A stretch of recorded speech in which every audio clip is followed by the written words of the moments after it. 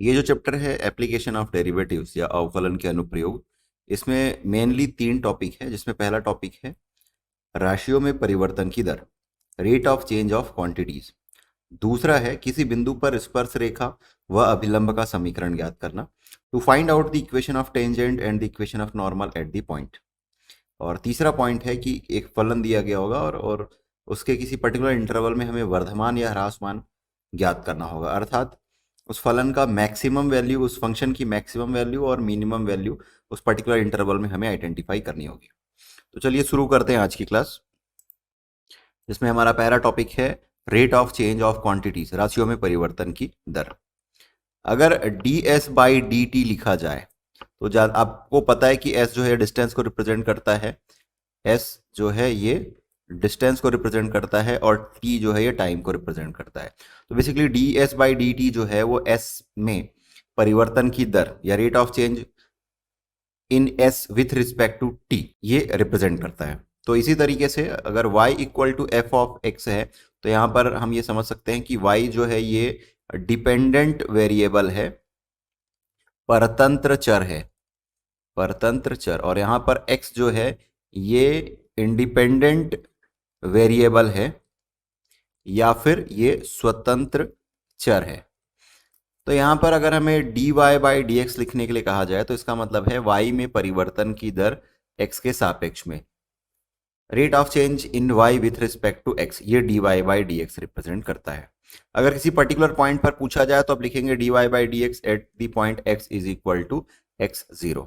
तो इस तरीके से हम रेट ऑफ चेंज कैलकुलेट कर सकते हैं। हमारा पहला क्वेश्चन दिया गया कि find the rate of change of area of a circle with respect to its radius. वृत्त के क्षेत्रफल में परिवर्तन की दर इसकी त्रिज्या के सापेक्ष ज्ञात कीजिए जबकि त्रिज्या 5 सेंटीमीटर है। तो हम ये मान करके चलते हैं कि सर्कल का जो एरिया है उसे हम a से रिप्रेजेंट कर रहे हैं और ये होता है पाई आर स्क्वायर। अगर सर्कल का रेडियस, वृत्त की त्रिज्या r है तो a is equal to pi are square ये होता है। और हमें क्या आइडेंटिफाई करनी है, क्षेत्रफल में परिवर्तन की दर। इसका मतलब है we have to find d A by D r त्रिज्या के सापेक्ष में। तो इसको हम डिफरेंशिएट करते हैं, तो D A by D R that will be equal to pi constant है, D by D R of are square. Solve करेंगे तो आर स्क्वायर का डिफरेंशिएशन आर के रिस्पेक्ट में मिल जाएगा 2r और ये पाई, तो ये आपको मिल रहा है 2 पाई आर। और इसके बाद में एक पर्टिकुलर पॉइंट पर पूछा गया जब r इज इक्वल टू 5 है तो आप लिखेंगे d A by D r at r is equal to 5 centimetre. तो यहाँ पर अब r इक्वल टू 5 पुट करेंगे तो 5 इंटू 2 करेंगे तो मिल जाएगा 10 पाई, ये 10 पाई हो गया। अब इसकी यूनिट की बात की जाए तो a का जो यूनिट है, इसका यूनिट क्या होगा, पाई तो कांस्टेंट है, आर स्क्वायर यहाँ पर सेंटीमीटर में दिया है तो ऑब्वियस सी बात है a जो होगा वो सेंटीमीटर स्क्वायर हो जाएगा। तो a अपॉन r है तो इसका जो यूनिट है ये सेंटीमीटर अपॉन, अगर सेकंड टाइम में लिया जाए सेकंड में तो ये हो जाएगा सेंटीमीटर स्क्वायर अपॉन सेकंड या सेंटीमीटर स्क्वायर पर सेकंड। इस तरीके से ये इसका आंसर होगा। नेक्स्ट हमारा जो क्वेश्चन दिया गया है वो ये कि the radius of a balloon is increasing at the rate of 10 centimetre पर second, at what rate the surface area of a balloon is increasing when its radius is 15 centimetre. एक गुब्बारे की त्रिज्या 10 सेंटीमीटर पर सेकेंड इस rate से बढ़ रही है। तो हम ये मान करके चलते हैं कि इसका जो रेडियस है ये r है। दूसरा गुब्बारे का पृष्ठीय क्षेत्रफल, पृष्ठीय क्षेत्रफल सरफेस एरिया, इसको हम फिलहाल a लेकर के चलते हैं, किस दर से बढ़ रहा है जब इसकी त्रिज्या, इसका जो रेडियस है ये दिया गया है आपको। So r is equal to 15 centimetre पर हमें कैलकुलेट करना है। अब देखिए क्या दिया हुआ है, रेट ऑफ चेंज किसमें, इसकी त्रिज्या में, इसके रेडियस में दिया हुआ है। इसका जो रेडियस है वो इंक्रीज कर रहा है, तो रेडियस जो है ये डी आर होगा अपॉन डी टी टाइम के रिस्पेक्ट में। सो दैट इज 10 सेंटीमीटर पर सेकेंड। और हमें क्या कैलकुलेट करना है, उसका जो सरफेस एरिया है उसमें क्या चेंज हो रहा है ये हमें कैलकुलेट करना है टाइम के रिस्पेक्ट में। So let A is equal to, गुब्बारा जो होता है बेसिकली स्फीयर होता है और स्फीयर या गोला, गोला का जो पृष्ठीय क्षेत्रफल होता है या कंप्लीट सरफेस एरिया जो होता है ये होता है पाई आर स्क्वायर। तो हमें क्या कैलकुलेट करना है, D A by D T, ये हमें कैलकुलेट करना है। कब कैलकुलेट करना है, at the point R is equal to 15 centimetre. So A की वैल्यू है 4 पाई आर स्क्वायर, इसको टी के रिस्पेक्ट में डिफरेंशिएट करना है। तो देखिए 4a जो है ये कांस्टेंट हो जाएगा d by D t of are square, ये सॉरी ये पाई है, सो 4 पाई। अब आर स्क्वायर का डिफरेंशिएट करेंगे तो आपको मिल जाएगा 2r into D R by D T. तो 4 इंटू 2 करेंगे तो मिल जाएगा आपको 8 पाई आर। अब ये D R by D T ये क्वेश्चन में दिया हुआ है, दैट इज 10 सेंटीमीटर पर सेकेंड, तो हमने इसको 10 लिख दिया। अब कहाँ पर आइडेंटिफाई करनी है वैल्यू, वो है r इज इक्वल टू 15 पर, तो आप पुट करेंगे d A by D t when r is equal to 15 centimetre. तो यहाँ पर r की जगह में आप 15 पुट करेंगे, तो 8 इंटू पाई इंटू 15 इंटू 10, इसको सॉल्व करेंगे आपको वैल्यू मिल जाएगी। So that will B 1200 pi. Again इसके यूनिट की बात की जाए तो यहाँ पर डिस्टेंस जो है वो या लेंथ जो है वो सेंटीमीटर से रिप्रेजेंट किया जा रहा है, तो ये सेंटीमीटर हो जाएगा और अपॉन टाइम तो ये है सेकेंड। तो 1200 पाई सेंटीमीटर स्क्वायर पर सेकेंड, ये पर्टिकुलर वैल्यू है इस पर्टिकुलर क्वेश्चन के लिए। चलिए ये क्वेश्चन देखते हैं। A balloon which always remain spherical, inflation is being inflated by pumping in 900 cubic centimeters of gas per second. Find the rate at which the radius of a balloon increases when the radius is 15 centimeter. एक गुब्बारा जो सदैव गोलाकार रहता है, sphere है, एक pump द्वारा 900 घन सेंटीमीटर प्रति सेकंड भरकर फुलाया जाता है। मतलब यहाँ पर रेट ऑफ चेंज दिया हुआ है एक तरीके से। गुब्बारे की त्रिज्या के परिवर्तन की दर ज्ञात कीजिए। अगर गुब्बारे का रेडियस हम r लेकर के चलें तो ये हो जाएगा d are by D T. ये हमें सॉल्व करना है, ये फाइंड आउट करना है किस पॉइंट पर, when r is equal to 15 centimetre है तब। तो हम ये लेकर के चलते हैं कि जो बलून है उसका वॉल्यूम है v, तो ये होता है 4/3 पाई r क्यूब। अब देखिए जब गुब्बारा फैल रहा है या गुब्बारे में हवा भर रहे हैं तो ऑब्वियस सी बात है वॉल्यूम में भी चेंज होगा विथ रिस्पेक्ट टू टाइम। तो इसे हम रिप्रेजेंट करेंगे d V by D t से। तो ये आपको क्या मिल जाएगा 4/3 पाई, आर क्यूब को डिफ्रेंशिएट करेंगे टी के रिस्पेक्ट में तो ये आपको मिल जाएगा 3r square into D R by D T. तो ये 3 और ये 3 कैंसिल हो गया, सो आपको मिल रहा है 4 pi are square into D R by D T. Question में क्या आइडेंटिफाई करना है, D are by D T. तो देखिए ये वैल्यू इन दोनों को अगर हम कंपेयर करेंगे या राइट साइड में इसको रेसिप्रोकेट कर लेंगे तो ये हो जाएगा d are by D t is equal to, आपको क्या मिल जाना है, d V by D t into 1/4 pi are square. ये हमें वैल्यू मिल जाएगी। अब देखिए यहाँ पर वैल्यू जो दिया हुआ है वो किन किन चीज़ों की वैल्यू दी गई है ये हम देखते हैं। 900 सेंटीमीटर क्यूब पर सेकेंड, इस तरीके से ये बढ़ रहा है। इसका मतलब है कि d V by D t आपको दिया हुआ है, d y by D t is equal to 900 centimetre cube per second, ये वैल्यू आपको दी हुई है, हम यहाँ पर पुट कर सकते हैं। तो हम लिखेंगे d are by D t, कहाँ पर वैल्यू कैलकुलेट करनी है, when r is equal to 15 centimetre. तो इस इक्वेशन में जो d V by D t है उसकी वैल्यू आप 900 पुट करेंगे तो ये 4 पाई को 4 पाई बने रहने देते हैं और r मतलब 15, तो ये 15 का स्क्वायर है। तो इस तरीके से आपको ये सॉल्व करना है। सॉल्व करने के बाद जब आप वैल्यूज को पुट करेंगे तो ये इसको अब आगे जब सॉल्व करेंगे तो ये आपको मिल जाएगा 900/4 पाई इंटू 225। सॉल्व करने पर आपको मिल जाएगा 1/पाई, 1/पाई तो ये आपको मिल जाएगा 7/22 और ये इसका जो यूनिट होगा ये सेंटीमीटर पर सेकंड होगा, क्योंकि d are by D t, r का जो यूनिट है सेंटीमीटर है और टी का सेकंड है। तो ये 7/22 सेंटीमीटर पर सेकंड इस पर्टिकुलर क्वेश्चन का आंसर हुआ। अब अगला क्वेश्चन दिया हो गया है कि particle is moving along the curve 6y is equal to x cube plus 2, इसका लॉन्ग वो मोशन कर रहा है। Find the point on the curve whose y coordinate is changing 8 times with 8 times than x coordinate, ये हमें ज्ञात करना है। तो एक कर्ण वक्र y 6y is equal to x cube plus 2 के अनुदिश गति कर रहा है। वक्र पर वे बिंदु ज्ञात कीजिए जिन पर y निर्देशांक x निर्देशांक से 8 गुना परिवर्तित हो रहा है। यहाँ पर क्या बोला गया है कि जो y कोऑर्डिनेट है चेंजिंग, वो चेंज हो रहा है किसके रिस्पेक्ट में, तो हम लिखेंगे dy by d x is equal to 8। तो ये 8 टाइम्स का जो कंसेप्ट यहाँ पर लिखा गया क्वेश्चन में, वो आपको मिल गया कि dy बाय डी एक्स जो है ये 8 आपको क्वेश्चन में दिया गया है। दूसरा ये कि y की 6y is equal to x cube plus 2, ये आपको दिया गया है। तो यहाँ पर अगर हम रेट ऑफ चेंज निकालते हैं x के रिस्पेक्ट में, let this is equation 1 and this is equation 2। तो इक्वेशन 1 को बोथ साइड में y को x के रिस्पेक्ट में डिफरेंशिएट करेंगे तो आपको मिल जाएगा 6 into d y by d x is equal to 3x²। 2 जो है कांस्टेंट है, that is free from x, तो आपको वहां पर 0 मिल जाएगा। तो इस तरीके से आपको मिल जाएगा dy by d x is equal to 3x² upon 6, that is x² upon 2। तो ये जो इक्वेशन है इसको हम इक्वेशन 3 लेकर के चलते हैं, और ये इक्वेशन 2 और इक्वेशन 3 इन दोनों को हम इक्वेट कर देते हैं। देखिए left side d y by d x है और इक्वेशन 3 और 2 दोनों का left hand side d y by d x है। तो यहाँ से हम क्या लिख सकते हैं, by using 2 and 3 x² by 2 is equal to 8, that implies x² is equal to 16। या फिर अगर आप x की वैल्यू कैलकुलेट करना चाहेंगे तो x इज इक्वल टू आपको मिल जाएगा +-4।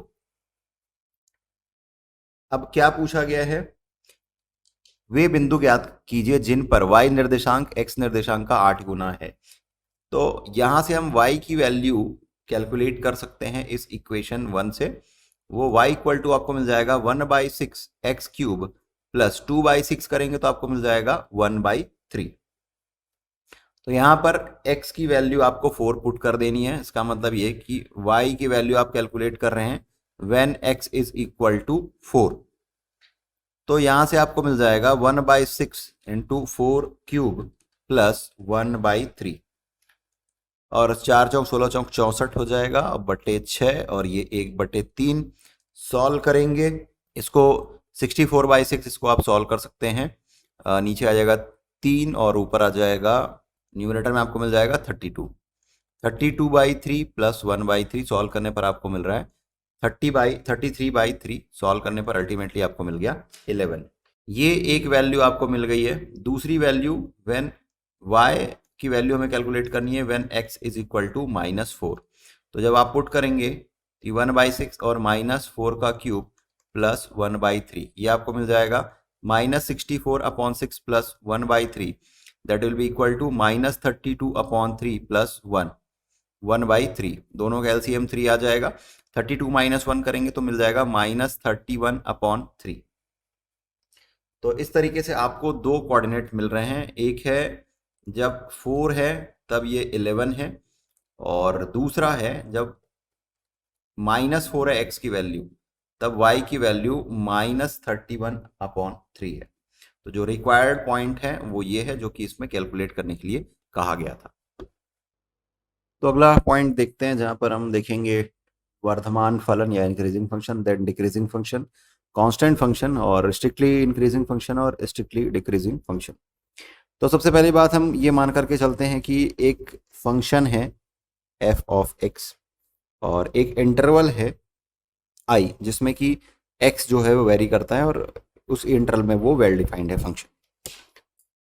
वर्धमान फलन की बात करें तो अगर एक ग्राफ कुछ इस तरीके से हम बनाते हैं और इस ग्राफ में हम ये देख पा रहे हैं कि पॉइंट में जैसे जैसे हम x की वैल्यू आगे वेरी करते जा रहे हैं वैसे वैसे ये फंक्शन की जो वैल्यू है वो इंक्रीज हो रही है। तो ऐसे फंक्शन को हम इंक्रीजिंग फंक्शन कहते हैं। फॉर एग्जाम्पल इस कंसर्न में होगा late x1 is less than x2, और अगर आप इसमें फंक्शन अप्लाई करते हैं कि f of x1 is less than f of x2 होता है for all x1 x2 belongs to i, जिसमें कि ये फंक्शन जो है वो वेल डिफाइंड है। तो ऐसे कंडीशन में हम फंक्शन को बोलेंगे कि वो एक इंक्रीजिंग फंक्शन है। इसी तरीके से एक डिक्रीजिंग फंक्शन की बात की जाए और अगर मैं एक ग्राफ इस तरीके से प्लॉट करूं तो आप ये देख पा रहे हैं कि जैसे जैसे फंक्शन में x की वैल्यू इंक्रीज होती जा रही है वैसे वैसे फंक्शन की वैल्यू डिक्रीज होती जा रही है। तो ऐसे फंक्शन को हम डिक्रीजिंग फंक्शन कहते हैं। इसके लिए x1 is less than x2 है, और अगर इस पर आप फंक्शन अप्लाई करते हैं f of x1 is greater than f of x2 हो जाता है। तो इस पूरे इंटरवल में for all x1 x2 belongs to i, तो ऐसा जो फंक्शन होगा ये ह्रासमान फलन होगा। अब बात करते हैं अचर फलन की। तो अचर फलन जो होता है वो एक स्ट्रेट लाइन हमें देता है। फॉर एग्जाम्पल ये एक लाइन है, for example y is equal to c for all x belongs to i। तो यहाँ पर ये जो डिस्टेंस है ये एक पैरेलल लाइन है which is parallel to x axis, और हमें ये y इक्वल टू सी इस तरीके का एक फंक्शन मिल रहा है। तो आप ये देख पा रहे हैं कि इसमें जैसे जैसे आप x की वैल्यू वेरी करते जा रहे हैं वैसे वैसे फंक्शन के वैल्यू में कोई भी चेंज नहीं हो रहा है, वो एक कांस्टेंट बना हुआ है। इस तरीके से जो फंक्शन अगर आपको मिलता है तो वो एक कांस्टेंट फंक्शन कहलाता है। अब देखते हैं वस्तुतः वर्धमान फलन या स्ट्रिक्टली इंक्रीजिंग फंक्शन। तो ऊपर में जो हमने इंक्रीजिंग फंक्शन का ग्राफ बनाया हुआ है वो एक स्ट्रिक्टली इंक्रीजिंग फंक्शन का एग्जांपल है, क्योंकि जैसे जैसे एक्स की वैल्यू इंक्रीज होती जा रही है फंक्शनल वैल्यू इंक्रीज हो रही है। दूसरी बात है कि वस्तुतः वर्धमान या स्ट्रिक्टली इंक्रीजिंग फंक्शन का मतलब यह है कि पूरे उस इंटरवल में एक्स की वैल्यू अगर इंक्रीज हो रही है तो फंक्शनल वैल्यू भी इंक्रीज होनी चाहिए। तो ऐसे फंक्शन को हम स्ट्रिक्टली इंक्रीजिंग फंक्शन कहेंगे। फॉर एग्जाम्पल अगर मैं एक स्ट्रेट लाइन ड्रॉ करता हूं तो ये भी एक स्ट्रिक्टली इंक्रीजिंग फंक्शन का एग्जाम्पल है, क्योंकि आप जैसे देख रहे हैं कि एक्स की वैल्यू ओरिजिन से राइट की ओर जैसे आप शिफ्ट करते जा रहे हैं इसकी वैल्यू इंक्रीज होती जा रही है। उसी तरीके से अगर स्ट्रिक्टली डिक्रीजिंग फंक्शन की बात करें तो एक लाइन में अगर मैं इस तरीके से ड्रॉ करता हूं तो जो आप देख पा रहे हैं कि ओरिजिन से राइट की ओर मूव ऑन करने पर ये जो स्ट्रेट लाइन ये नीचे की ओर मूव ऑन करती जा रही है, नीचे की ओर फंक्शनल वैल्यू देती जा रही है। तो इस तरीके का जो फंक्शन है ये स्ट्रिक्टली डिक्रीजिंग फंक्शन कहलाएगा। तो स्ट्रिक्टली इंक्रीजिंग फंक्शन में ये होगा कि x1 is less than x2, that implies f of x1 is less than f of x2। Increasing function में ये हो सकता है कि अगर x1 is less than x2 है तो that will imply us f of x1 is less than और equal to f of x2। इसके बाद एक पर्टिकुलर पॉइंट के बाद फंक्शन जो है वो कांस्टेंट भी हो सकता है। लेकिन स्ट्रिक्टली इंक्रीजिंग फंक्शन में ये होगा कि उस पर्टिकुलर इंटरवल में i में फंक्शन की वैल्यू हमेशा इंक्रीज होती जाएगी। इसी तरीके से जो ह्रासमान फलन है या डिक्रीजिंग फंक्शन है वहां पर x1 is less than x2 है, that will imply us f of x1 is greater than और equal to f of x2। तो एक पर्टिकुलर पॉइंट पर जाने के बाद फंक्शन आगे चल करके कांस्टेंट फंक्शन भी हो सकता है। वहीं पर वस्तुतः ह्रासमान फलन या स्ट्रिक्टली डिक्रीजिंग फंक्शन जो होगा उस पर्टिकुलर इंटरवल में उसकी वैल्यू जैसे से एक्स की वैल्यू मूव ऑन करते जाएगी वैसे वैसे फंक्शनल वैल्यू जो होगी वो डिक्रीज होती जाएगी। तो ये है आपका increasing function, decreasing function, constant function, strictly increasing function और strictly increasing function and strictly decreasing function. तो अब एक कंसोलिडेटेड चार्ट देख लेते हैं जिसमें हमने लिखा है value of f dash x in interval a b, open interval a b. अगर ये आपको ग्रेटर देन और इक्वल टू दे रहा है तो हम ये कहेंगे कि एफ ऑफ एक्स जो है वो उस interval open interval a b में इंक्रीजिंग है, इंक्रीजिंग है। यहां पर देखिए और इक्वल टू लगा है इस वजह से इंक्रीजिंग होगा, और ये लेस देन और इक्वल टू लगा है इस वजह से ये डिक्रीजिंग होगा। लेकिन अगर ग्रेटर देन 0 है तो ये स्ट्रिक्टली या वस्तुतः वर्धमान होगा, स्ट्रिक्टली इंक्रीजिंग, वस्तुतः वर्धमान।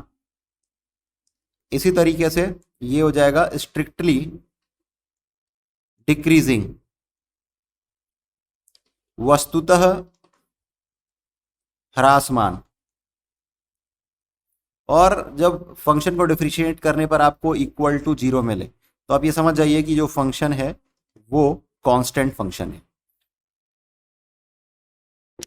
चलिए आगे चलते हैं। Working method to find whether a function f of x is increasing और डिक्रीजिंग। फलन एफ ऑफ एक्स के वर्धमान या ह्रासमान ज्ञात करने की विधि। तो आपको एक इंटरवल दिया गया होगा, या तो वो सेट ऑफ रियल नंबर्स हो सकता है या फिर एक पर्टिकुलर इंटरवल हो सकता है, और उसमें फिर आपको पूछ लिया जाएगा कि वो कब इंक्रीजिंग है और कब डिक्रीजिंग है। तो किस तरीके से हम आइडेंटिफाई करेंगे? तो पहला जो स्टेप है वो ये कि आपको एफ डैश एक्स कैलकुलेट करना है। जो फंक्शन दिया गया है उसको डिफरेंशिएट करके उसको पहले डिफरेंशिएट करना है। दूसरी बात है उस फंक्शन को अपने जो डिफरेंशिएट करने पर जो फंक्शनल वैल्यू या फंक्शन जो आपको मिला है उसको आप x इक्वल टू 0 उससे आप इक्वेट करेंगे, और उसके लिए आप फिर क्रिटिकल वैल्यू फाइंड आउट करेंगे। तो पहली बात ये कि फंक्शन का एफ डैश एक्स कैलकुलेट करना है, उसको इक्वल टू 0 कैलकुलेट करना है, उसके साथ x की आपको कुछ वैल्यूज मिलेगी। तो वो जो वैल्यू है वो उसके लिए क्रिटिकल वैल्यू होगा। अब देखिए अगर आपको x की 2 वैल्यू मिलती है, लेट x1 x2, तो और फॉर एग्जांपल अगर मैं इसको रियल लाइन कंसीडर करूं, सेट ऑफ रियल नंबर्स, तो ये x1 होगा और लेट दिस इज x2। तो ये इस पूरे सेट ऑफ रियल नंबर्स को 3 इंटरवल में डिवाइड कर रहे हैं। दिस इज -∞ टू x1, दूसरा x1 टू x2 और तीसरा x2 टू इन्फिनाइट। तो यही इसको लिखा गया है कि fx के प्रांत को इन क्रांतिक मानों से खुले अंतरालों में विभाजित करते हैं, जहां पर फंक्शन जो होगा वो इंक्रीजिंग और डिक्रीजिंग होगा।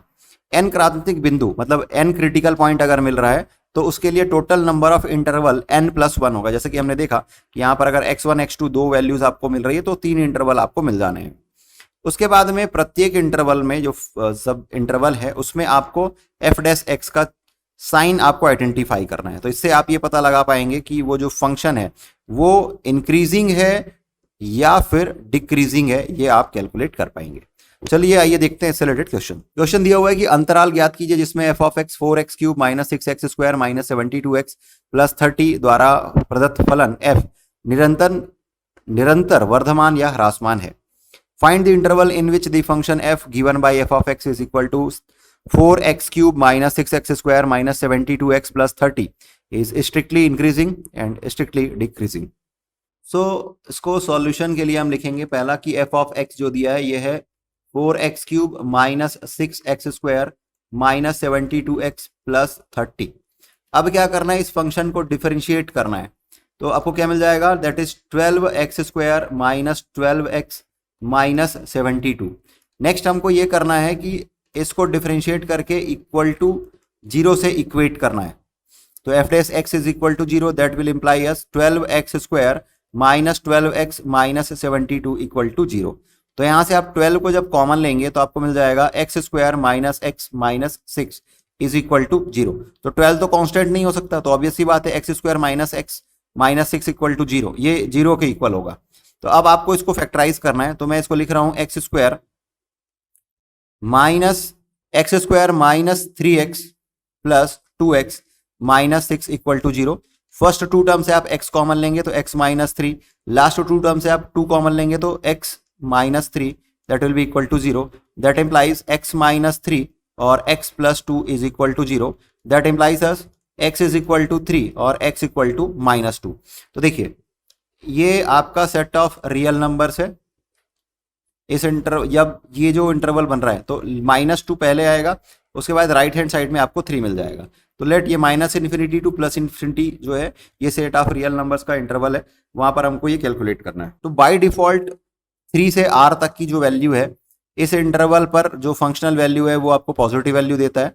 -2 टू 3 तक ये आपको निगेटिव वैल्यू देता है और -∞ टू -2 अगेन ये आपको पॉजिटिव वैल्यू देता है। अब ये कैसे पता चलेगा कि पॉजिटिव वैल्यू दे रहा है फिर निगेटिव वैल्यू दे रहा है, तो फंक्शन की वैल्यू हमें वहां पर पुट करके देखनी है। वैल्यू अगर पॉजिटिव आ रही है तो पॉजिटिव वैल्यू मिल जाएगा और निगेटिव आ रही है तो फिर निगेटिव वैल्यू मिल जाएगा। अब यहां पर बात निकल करके सामने आती है कि इंक्रीजिंग के लिए, फंक्शन के इंक्रीजिंग के लिए ये आवश्यक है कि f' जो है ये ग्रेटर देन 0 होना चाहिए। इसका मतलब ये कि ये आपको पॉजिटिव वैल्यू मिलनी चाहिए।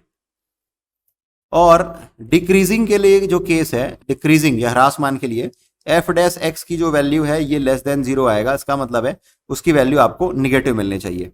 तो यहां पर आप देख पा रहे हैं कि जो इंक्रीजिंग है उसके लिए आपको इंटरवल मिल रहा है -∞। चलिए इसको मैं यहां पर लिख देता हूं। इंक्रीजिंग के लिए जो इंटरवल मिल रहा है आपको ये -∞ टू -2 है। दूसरा यूनियन है, यूनियन करेंगे हम यहां पर 3 टू +∞। इसके बीच में फंक्शन जो है वो इंक्रीजिंग है। और अगर डिक्रीजिंग की बात की जाए तो -2 टू 3 इस इंटरवल में फंक्शन जो है वो डिक्रीजिंग है और यही हमें कैलकुलेट करने के लिए कहा गया था। अब देखिए यहां पर हमने f' इक्वल टू 0 लिखा है। f' जो है वो दो तरीके से या दो फैक्टर के फॉर्म में यहां पर ब्रेक डाउन हो गया है। एक तो है x + 2 और दूसरा है x + 2 और दूसरा x -3। 3 के बाद कोई एक रैंडम वैल्यू ले लीजिए, लाइक दैट 4 ले लीजिए। अब 4 इस पर पुट करके देखिए, जब इस पर 4 पुट करते हैं तो 4 - 3 करेंगे तो आपको मिल जाएगा 1 और इसी तरीके से 4 + 2 करेंगे तो मिल जाएगा 6। तो 1 × 6 करेंगे तो मिल जाएगा 6 विच इज ग्रेटर देन 0। तो इस वजह से 3 to r जो होगा ये 3 टू प्लस इन्फिनाइट, इसके बीच में फंक्शन जो है आपको पॉजिटिव वैल्यू देगा, F dash x positive value देगा, -2 टू 3 के बीच में नेगेटिव वैल्यू देगा, और माइनस इन्फिनाइट टू -2 जो है वो आपको पॉजिटिव वैल्यू देने वाला है। तो इस तरीके से आप किसी फंक्शन जो है कब किस इंटरवल में इंक्रीजिंग होगा कब डिक्रीजिंग होगा आप कैलकुलेट कर सकते हैं। चलिए चलिए अगला क्वेश्चन देखते हैं। अगला क्वेश्चन है कि एफ ऑफ एक्स दिया है, f of x is equal to 6 minus 9x minus x square. सबसे पहले फंक्शन को डिफरेंशिएट करना है एक्स के रिस्पेक्ट में, तो ये मिल जाएगा -9 माइनस 2x, और इसके बाद आपको करना यह है कि एफ डैश एक्स को 0 से इक्वेट करना है, तो आपको मिल जाएगा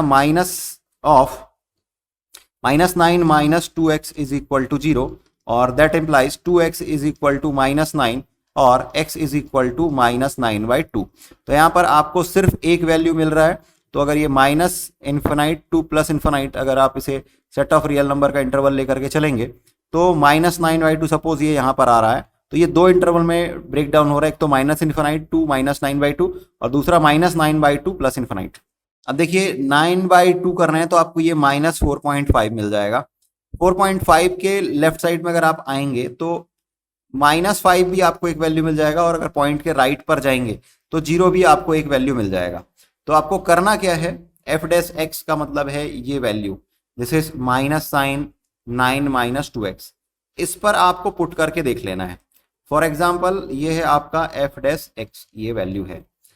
अगर आप -5 पुट करते हैं एफ ऑफ -5, तो ये -9 माइनस 2 इंटू -5, 5 और 2 मल्टीप्लाई करेंगे 10, 10 माइनस 9 करेंगे तो आपको मिल जाएगा 1 विच इज ग्रेटर देन 0।